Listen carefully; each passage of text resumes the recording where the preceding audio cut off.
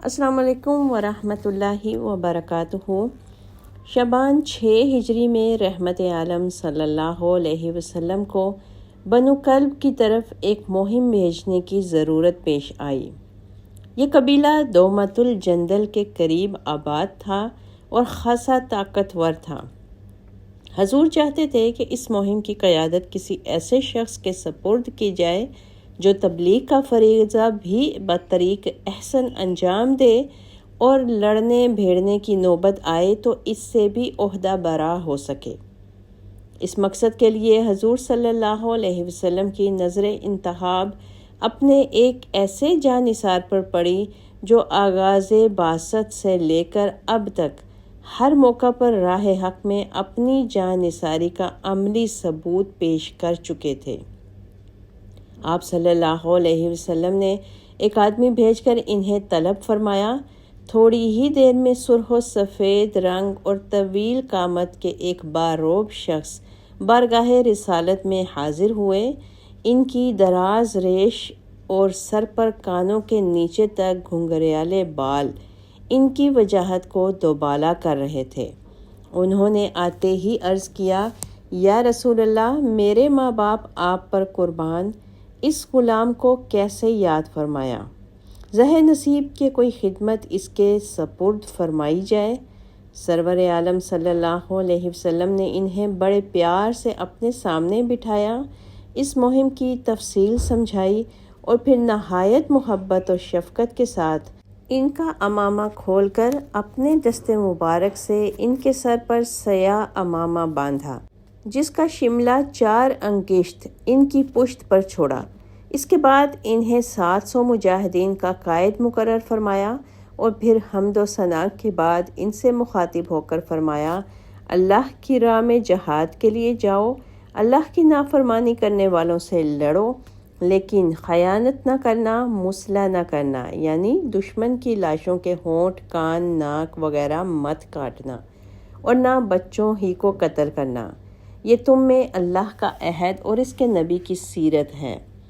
ان صاحب نے ارشاد نبوی صلی اللہ علیہ وسلم کے سامنے سر جھکا دیا، اس پر عمل کرنے کا عہد کیا اور اپنے ساتھیوں کو لے کر دومت الجندل کی طرف روانہ ہو گئے۔ یہ صاحب رسول، جن کی دستار بندی خود سید المرسلین رحمت دو عالم فخر موجودات صلی اللہ علیہ وسلم نے اپنے دست مبارک سے فرمائی اور جن کو ایک اہم مہم کی قیادت کے لیے منتخب فرمایا، سیدنا حضرت عبد الرحمن بن عوف الزہری تھے۔ سیدنا ابو محمد عبد الرحمن بن عوف آسمانی فضائل کا مہر عالمتاب ہیں۔ وہ ان 10 جلیل القدر صحابہ میں سے ایک ہیں جن کو ساقی کوثر صلی اللہ علیہ وسلم نے خصوصیت سے نام لے کر جنتی ہونے کی بشارت دی، اور جو عشرہ مبشرہ کے محتم بالشان لقب سے مشہور ہوئے۔ حضرت عبد الرحمن قریش کے خاندان بنو زہرہ سے تھے۔ سلسلہ نسب یہ ہے: عبد الرحمن بن عوف بن عبد عوف بن عبد بن حارث بن زہرہ بن کلاب بن مرہ۔ ان کا نسب چھٹی پشت پر کلاب بن مرہ پر سرور عالم صلی اللہ علیہ وسلم کے سلسلہ نسب سے مل جاتا ہے۔ حضور کی والدہ ماجدہ حضرت آمنہ بھی بنو زہرہ سے تھیں اور ان کا سلسلہ نسب زہرہ بن کلاب پر حضرت عبد الرحمن کے سلسلہ نسب سے مل جاتا ہے۔ زہرہ حضور صلی اللہ علیہ وسلم کے جد اعلیٰ قصی بن کلاب کے بھائی تھے۔ حضرت عبد الرحمن کی والدہ کا نام شفا بنت عوف تھا۔ ان کو صحابیت کا شرف بھی حاصل رہا ہے۔ رحمت عالم صلی اللہ علیہ وسلم کی ولادت باسعادت کے وقت داعیہ کی خدمت حضرت شفا بنت عوف نے انجام دی۔ وہ حضرت آمنہ کی ہم جد اور قریبی رشتہ دار تھیں۔ حضرت عبد الرحمن بن عوف عام الفیل کے تقریباً 10 برس بعد پیدا ہوئے، اس لحاظ سے وہ حضور صلی اللہ علیہ وسلم سے عمر میں 10 برس چھوٹے تھے۔ صحیح بخاری کے مطابق حضرت عبد الرحمن بن عوف کا جاہلی نام عبد عمرو تھا۔ جب آپ رضی اللہ تعالی عنہ ایمان لے آئے تو حضور صلی اللہ علیہ وسلم نے ان کا جاہلی نام بدل کر عبد الرحمن اسلامی نام رکھا۔ حضرت عبد الرحمن بن عوف نے جس ماحول میں آنکھیں کھولی وہ کفر و شرک اور فسق و فجور کا گہوارہ تھا، لیکن حضرت عبد الرحمن کو اللہ تعالیٰ نے فطرت صالحہ عطا کی تھی، لہٰذا انہوں نے زمانہ جاہلیت میں بھی اپنے اوپر شراب حرام کر لی تھی۔ حضرت عبد الرحمن بن عوف کے والد عوف تجارت پیشہ تھے۔ ان کی خواہش تھی کہ عبد الرحمن بھی ایک کامیاب تاجر بنے، چنانچہ انہوں نے اپنے نوجوان فرزند کو تجارت کے طریقے اور اسرار و رموز خوب اچھی طرح ذہن نشین کرائے اور بعض تجارتی سفروں میں اپنے ساتھ لے جا کر عملی تربیت بھی کی۔ بعثت نبوی سے پہلے کا ذکر ہے کہ ایک بار وہ فاقہ بن مغیرہ جو کہ حضرت خالد بن ولید کے چچا تھے اور عفان یعنی حضرت عثمان غنی کے والد اور خود حضرت عثمان غنی اور حضرت عبد الرحمن کے ساتھ تجارت کے لیے یمن گئے۔ راستے میں بنو جزیمہ نے عوف اور فاقہ کو قتل کر دیا۔ عفان، حضرت عثمان غنی اور حضرت عبد الرحمن یہ تینوں بچ گئے۔ ابن ہشام کا بیان ہے کہ حضرت عبد الرحمن نے بڑی بہادری سے دشمنوں کا مقابلہ کیا اور اپنے باپ کے قاتلوں کو وہیں پہ ختم کر دیا۔ اس روایت سے معلوم ہوتا ہے کہ حضرت عبد الرحمن فطری طور پر نہایت شجاع اور جانباز تھے۔ حضرت عبد الرحمن بن عوف 27 یا 30 برس کے تھے کہ آفتاب اسلام فاران کی چوٹیوں سے طلوع ہوا اور ہادی برحق صلی اللہ علیہ وسلم منصب رسالت پر فائز ہوئے۔ حضرت عبد الرحمن بن عوف کی طبعی سلامتی اور پاکیزہ نفسی نے انہیں فوراً اسلام کی طرف مائل کر دیا اور وہ حضرت ابوبکر صدیق کی تبلیغ سے اوائل بعثت ہی میں سعادت اندوز اسلام ہوئے۔ ایک روایت میں ہے کہ اسلام لانے والوں میں ان کا 13واں نمبر تھا۔ اس وقت تک سرور کونین صلی اللہ علیہ وسلم دار ارقم میں پناہ گزین نہیں ہوئے تھے۔ شرف اسلام سے بہرہ ہونے کے بعد حضرت عبد الرحمن بھی دوسرے جانصاران کی طرح کفار مکہ کے ظلم و ستم کا نشانہ بنے۔ سن 5 بعد بعثت میں سرور عالم صلی اللہ علیہ وسلم نے مظلوم صحابہ کو حبشہ کی طرف ہجرت کرنے کی تلقین فرمائی تو حضرت عبد الرحمن بھی 10 مردوں اور 4 خواتین کے ہمراہ حبشہ چلے گئے۔ 3-4 ماہ بعد مہاجرین حبشہ نے اڑتی اڑتی خبر سنی کہ کفار مکہ اور رسول اللہ کے مابین مفاہمت ہو گئی ہے۔ یہ خبر سن کر چند مہاجرین نے حبشہ سے مکہ کا عزم کیا، ان میں حضرت عبد الرحمن بھی شامل تھے۔ مکہ کے قریب پہنچے تو معلوم ہوا کہ خبر محض افواہ تھی، لیکن اب انہوں نے واپس جانا مناسب نہ سمجھا۔ حبشہ سے واپس آ کر بھی حضرت عبد الرحمن اور دوسرے مسلمانوں کو چین سے بیٹھنا نصیب نہ ہوا، کیونکہ مشرکین قریش کے مظالم اہل حق پر شدید سے شدید تر ہوتے چلے گئے۔ اس صورتحال کے پیش نظر رسول اللہ نے ایک بار پھر مسلمانوں کو ہدایت فرمائی کہ وہ حبشہ کی طرف عافیت کے ساتھ ہجرت کر جائیں۔ چنانچہ 6 سن بعد بعثت میں 80 سے زیادہ مردوں اور 19 عورتوں نے ایک قافلے کی صورت میں حبشہ کی راہ لی۔ حضرت عبد الرحمن بھی اس قافلے میں شامل تھے۔ یہ اصحاب کئی سال تک حبشہ میں غریب الوطنی کی زندگی گزارتے رہے۔ بعد ازاں متعدد اصحاب رسول اللہ کی ہجرت الی المدینہ سے پہلے مختلف اوقات میں مکہ میں واپس آ گئے۔ ان واپس آنے والوں میں حضرت عبد الرحمن بن عوف بھی شامل تھے۔ 13 سن نبوت میں رسول اللہ صلی اللہ علیہ وسلم نے اپنے جانثاروں کو مدینہ منورہ کی طرف ہجرت کا اذن دیا تو حضرت عبد الرحمن بن عوف بھی ہجرت کر کے مدینہ چلے گئے۔ اس طرح ان کو 3 بار ہجرت کرنے کا شرف حاصل ہوا۔ مدینہ منورہ پہنچ کر حضرت عبد الرحمن حضرت سعد بن ربیع انصاری کے مہمان ہوئے۔ چند ماہ بعد سرور عالم صلی اللہ علیہ وسلم نے مہاجرین اور انصار کے مابین مواخات قائم کی تو حضرت عبد الرحمن کو حضرت سعد بن ربیع انصاری کا ہی اسلامی بھائی بنا دیا۔ اس مواخات کے بعد حضرت سعد بن ربیع نے ایثار کا ایسا شاندار مظاہرہ کیا کہ تاریخ میں اس کی مثال نہیں ملتی۔ صحیح بخاری میں حضرت انس بن مالک سے روایت ہے کہ ہمارے یہاں عبد الرحمن بن عوف آئے اور رسول اللہ صلی اللہ علیہ وسلم نے ان کے اور سعد بن ربیع کے مابین مواخات قائم کی۔ وہ یعنی سعد دولت مند آدمی تھے۔ انہوں نے عبد الرحمن سے کہا، تمام انصار جانتے ہیں کہ میں نہایت دولت مند ہوں، میں اپنا مال آپ کے اور اپنے درمیان نصف نصف بانٹ دوں گا، اور میری 2 بیویاں ہیں، آپ ان کو دیکھ لیں، جو پسند آئے میں اس کو طلاق دے دوں گا، اور جب وہ حلال ہو جائے یعنی عدت گزار لے آپ اس سے نکاح کر لیں۔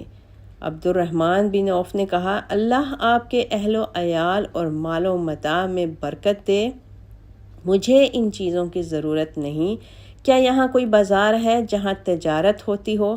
حضرت سعد نے کہا، بازار کین کا؟ عبد الرحمن صبح ہوتے ہی بازار گئے اور پنیر اور گھی لائے، پھر دوسری صبح کو گئے، اس روز جب لوٹے تو کچھ اور گھی اور پنیر فاضل بچا لیا تھا۔ اس روایت سے جہاں حضرت سعد بن ربیع کی عدیم المثال اثار کا منظر دیکھنے میں آتا ہے، وہاں حضرت عبد الرحمن کے استغنا اور اعتماد علی النفس کا ثبوت بھی ملتا ہے۔ حضرت عبد الرحمن بن عوف کو تجارت کا پیشہ تو اپنے والد سے ورثے میں ملا تھا، اور وہ اس کے طریقوں سے بخوبی واقف تھے۔ انہوں نے مدینہ میں کاروبار شروع کیا تو تھوڑے ہی عرصے میں اسے کہیں سے کہیں پہنچا دیا۔ ابن سعد نے خود حضرت عبد الرحمن کا یہ قول نقل کیا ہے کہ اگر میں پتھر بھی اٹھاتا تو یہ خیال ہوتا تھا کہ اس کے نیچے چاندی یا سونا ملے گا۔ رمضان المبارک 2 ہجری میں بدر کے مقام پر حق و باطل کا پہلا معرکہ پیش آیا تو حضرت عبد الرحمن اس میں بڑے جوش و جذبے کے ساتھ شریک ہوئے۔ ہنگامہ کارزار میں وہ دشمن کی صفوں میں سر بقف گھس گئے اور کئی مشرکوں کو گھائل کرنے کے علاوہ صائب بن ابی رفاعہ کو جہنم واصل کیا۔ اسی طرح غزوہ احد میں بھی حضرت عبد الرحمن بن عوف سر ہتھیلی پر رکھ کر لڑے۔ ابن ہشام کا بیان ہے کہ انہوں نے غزوہ احد میں 21 زخم کھائے، پاؤں کا زخم اتنا شدید تھا کہ عمر بھر لنگڑا کر چلتے رہے۔ ایک اور روایت میں ہے کہ جب لڑائی کی آگ پوری شدت سے بھڑک رہی تھی تو حضرت حارث بن سمحہ حضور صلی اللہ علیہ وسلم کی خدمت میں حاضر ہوئے۔ آپ صلی اللہ علیہ وسلم نے ان سے پوچھا، تم نے عبد الرحمن بن عوف کو دیکھا ہے؟ انہوں نے عرض کیا، یا رسول اللہ، وہ پہاڑ کی طرف کفار کے نرغہ میں تھے، میں نے ادھر جانا چاہا لیکن آپ صلی اللہ علیہ وسلم پر نظر پڑ گئی، اس لیے ادھر چلا آیا۔ حضور صلی اللہ علیہ وسلم نے فرمایا، عبد الرحمن کو فرشتے بچا رہے ہیں۔ اب حضرت حارث حضرت عبد الرحمن کے پاس گئے تو دیکھا ان کے سامنے 7 کافروں کی لاشیں پڑی ہیں۔ انہوں نے پوچھا، کیا ان سب کو آپ نے قتل کیا ہے؟ حضرت عبد الرحمن نے جواب دیا، ارطاط اور فلاں فلاں کو تو میں نے قتل کیا ہے، لیکن باقی مشرکین کے قاتل مجھے نظر نہیں آئے۔ یہ سن کر حضرت حارث پکار اٹھے، رسول اللہ صلی اللہ علیہ وسلم نے بالکل صحیح فرمایا تھا کہ عبد الرحمن کی حفاظت فرشتے فرما رہے ہیں۔ غزوہ احد کے بعد حضرت عبد الرحمن غزوہ احزاب میں بھی جاں بازانہ شریک ہوئے۔ شعبان 6 ہجری میں سرور عالم صلی اللہ علیہ وسلم نے حضرت عبد الرحمن کو 700 آدمی دے کر دومۃ الجندل کی طرف روانہ کیا، اور چلنے سے پہلے حضور صلی اللہ علیہ وسلم نے ان کا عمامہ کھول ڈالا اور خود اپنے دستے مبارک سے ان کے سر پر سیاہ عمامہ باندھا اور ان کی پشت پر 4 انگشت شملہ چھوڑ کر فرمایا، عبد الرحمن عمامہ اس طرح باندھا کرو کیونکہ یہ عمدہ اور پسندیدہ طریقہ ہے۔ حضرت عبد الرحمن نے دومۃ الجندل پہنچ کر بنو کلب کو اسلام کی دعوت دی۔ پہلے روز ان پر کوئی اثر نہ ہوا، دوسرے روز بھی دعوت دی لیکن وہ ٹس سے مس نہ ہوئے۔ تیسرے روز انہوں نے پھر ان کو حق کی طرف بلایا۔ اس مرتبہ ان کے نصرانی سردار اسبغ بن عمرو کلبی پر حضرت عبد الرحمن کی دعوت کا خاص اثر ہوا اور وہ نصرانیت کا کلاوہ گردن سے اتار کر مشرف با اسلام ہو گئے۔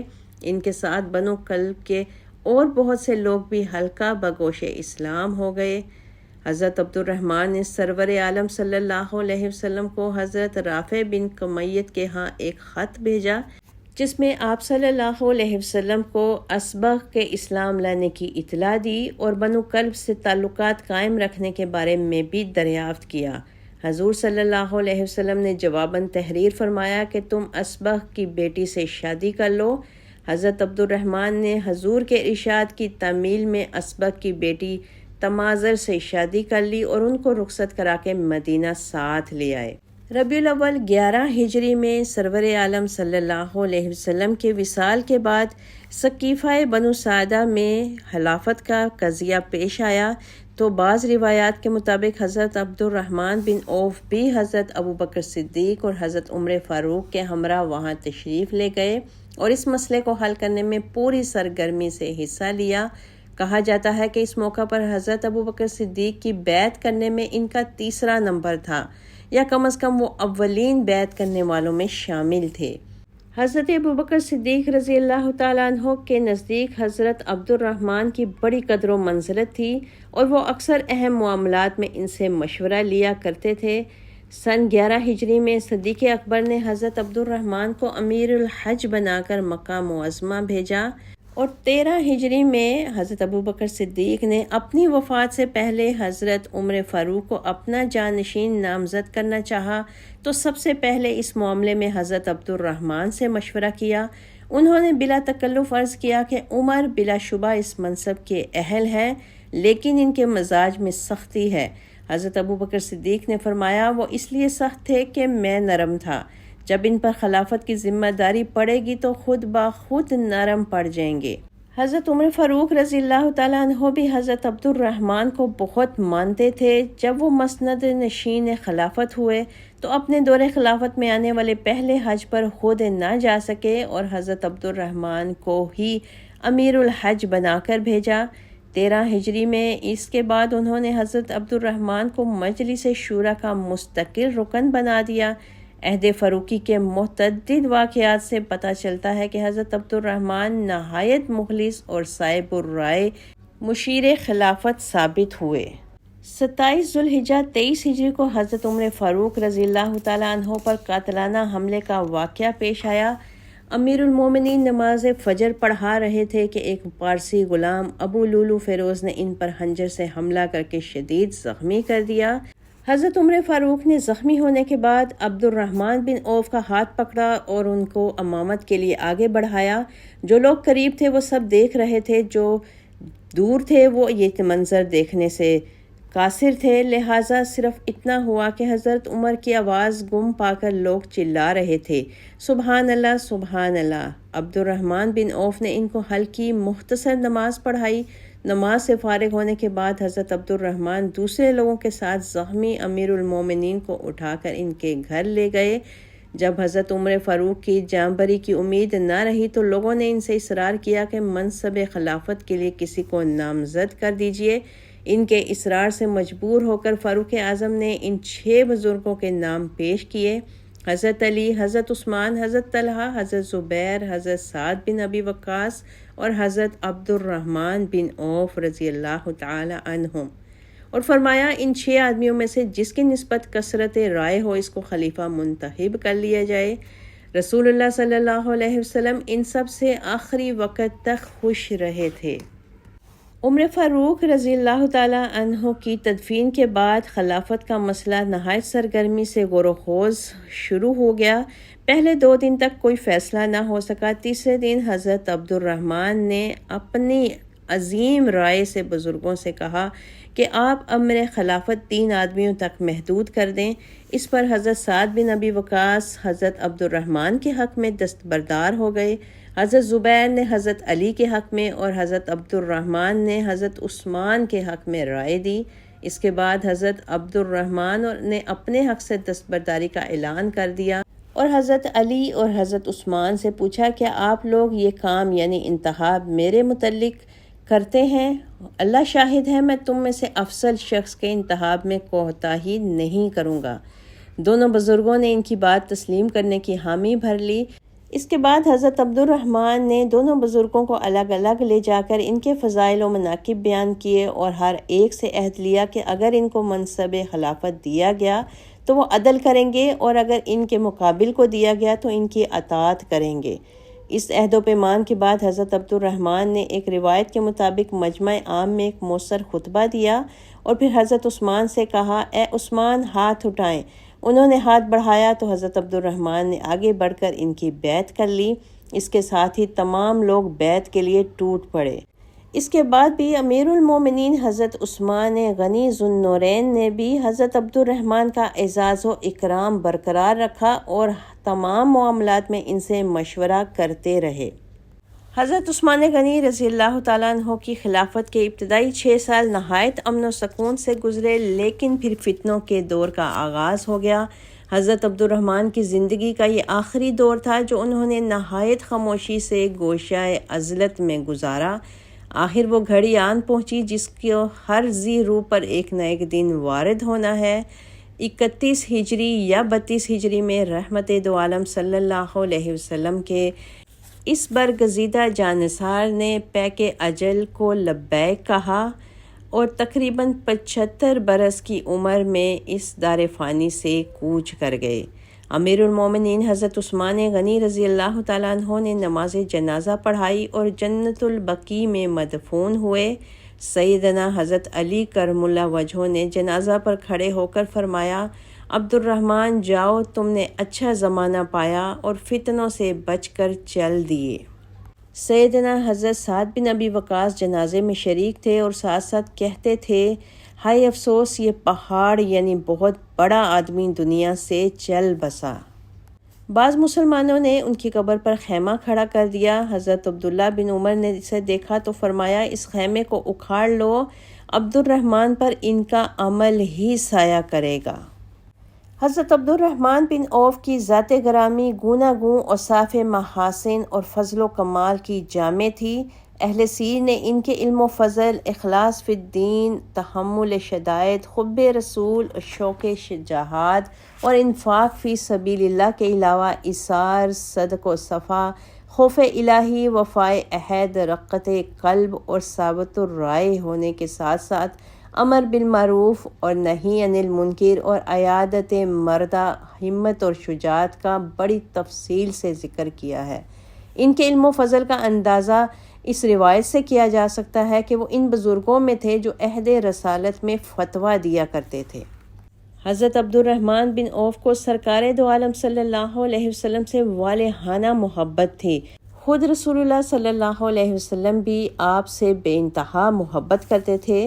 ایک روایت ہے کہ ایک مرتبہ حضرت عبد الرحمن اور حضرت خالد بن ولید کے درمیان کسی بات پر تلخ کلامی ہو گئی۔ حضرت خالد نے حضرت عبد الرحمن کو سخت بات کہہ دی۔ سرور عالم صلی اللہ علیہ وسلم کو اطلاع ہوئی تو آپ کو حضرت خالد کی بات ناگوار گزری اور آپ صلی اللہ علیہ وسلم نے حضرت خالد کو بلا بھیجا اور ان سے فرمایا، خالد تم میرے بدری صحابہ میں سے کسی کو تکلیف نہ دو، کیونکہ تم میں سے کوئی شخص کوہ احد کے برابر سونا خرچ کرے تو ان کے اہل بدر کے نصف کو بھی نہیں پہنچ سکتا۔ سبحان اللہ۔ حضرت عبد الرحمن بن عوف کو اللہ تعالیٰ نے اتنی کثیر دولت عطا کی تھی کہ ان کا شمار چوٹی کے اغنیائے صحابہ میں ہوتا تھا۔ وہ ایک باہمت اور کامیاب تاجر تھے اور دولت ان پر ہن کی طرح برستی تھی۔ مکے سے خالی ہاتھ آئے تھے، لیکن جب ان کے انصاری بھائی حضرت سعد بن ربی نے اپنا آدھا مال پیش کیا تو انہوں نے ان کے لیے لینے سے انکار کر دیا اور ان کو دعا دیتے ہوئے یہ درخواست کی کہ مجھے بازار کا راستہ بتا دو۔ اس کے بعد انہوں نے اپنے کاروبار کو اتنی ترقی دی کہ ان کا تجارتی مال سینکڑوں اونٹوں پر لد کر باہر جاتا تھا اور اسی طرح باہر سے آتا تھا۔ حضرت عبد الرحمن بن عوف مال و دولت کے اعتبار سے ہی غنی نہ تھے بلکہ دل کے بھی غنی تھے اور اپنی دولت بے دریغ راہ خدا میں لوٹاتے تھے۔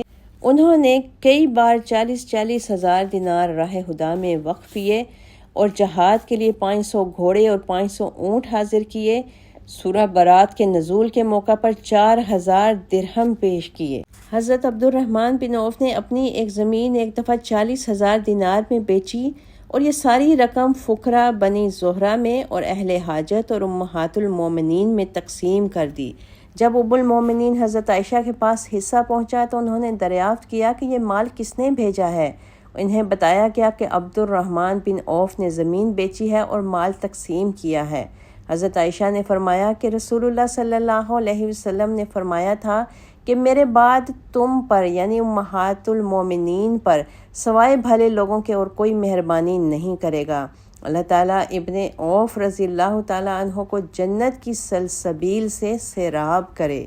مختصر یہ کہ سیدنا عبد الرحمن بن عوف کی زندگی کے کسی بھی پہلو کو لیں، وہ ایک ایسی قداور اور مثالی شخصیت نظر آتے ہیں کہ ملت اسلامیہ بجا طور پر ان پر ناز کر سکتی ہے اور ان کے نقش قدم پر چل کر فوز و فلاح کی منزل تک پہنچ سکتی ہے۔ اللہ تعالیٰ آپ سے راضی ہو، رضی اللہ تعالی عنہ۔